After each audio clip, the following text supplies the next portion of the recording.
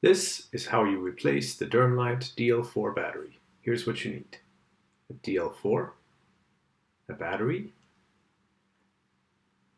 and an Allen key, which is included with the replacement battery.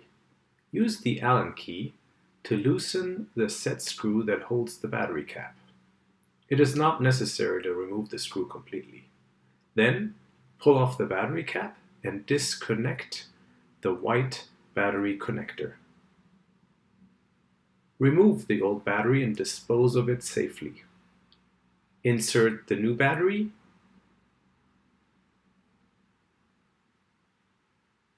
and reconnect the battery connector. Close the battery cap, making sure not to damage any wires. While pushing on the battery cap,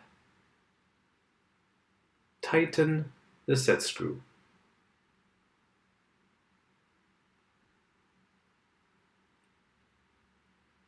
Finally, push the power button and make sure that your device is working. And now you know how to replace the DermLite DL4 battery.